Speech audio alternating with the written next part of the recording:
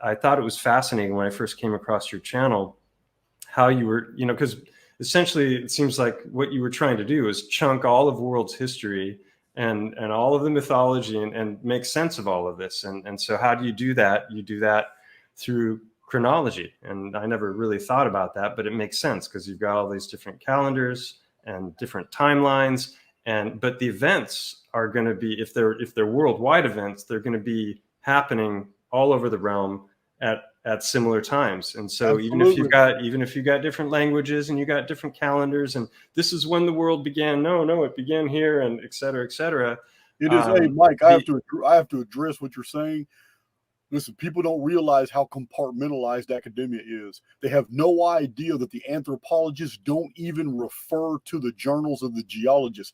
Geologists spend their entire career only going through the materials that are peer-reviewed by other geologists, and they don't even know what botanists are finding.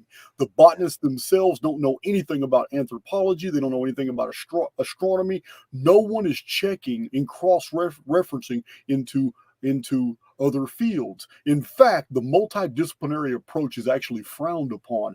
They keep it so compartmentalized, and all it does is abstract knowledge. No one really knows anything. So when I found that the historians were doing the exact same thing, and what I mean is that a Sumerologist and a Assyriologist would basically understand and know a lot of the same things up until a certain point, but then there would be places where there was crossover with ancient Egyptian king list and dynastic lists, and they would never reference that an area of Sumer, Akkad, and Elam would be totally devastated, and there would be a reset for like a century with no development, no regnal lists, no histories. Archaeologists comport that new layers of clay and mud and sand are deposited upon old foundations, and they built on top of them, and every bit of this would be there just and be totally ignored by the Egyptologists who call it the first intermediate period,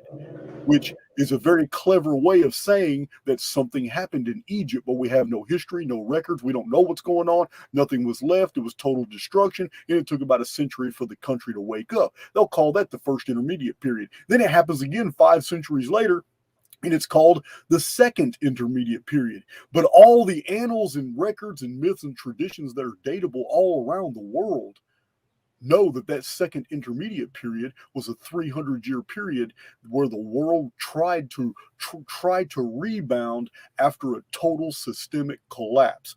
And many civilizations call it by different names. Some of them it was the day the sky fell. Others, it was the return of the phoenix. It was the return of the sky dragon. Others called it the Great Flood. Some called it some referred to it as the collapse of the dark midnight and the birth of the sun calendars.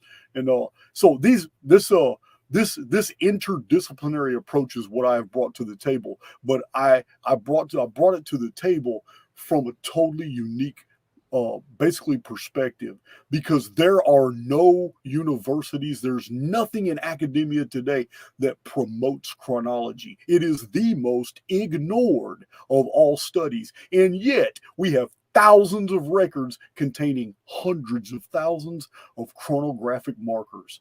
A chronographic marker is simply a reference in a text that gives you something that you can date and compare it to something else.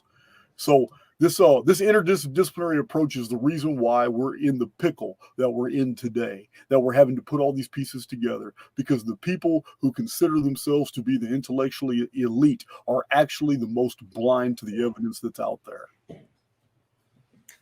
Yeah, I couldn't agree more. I mean,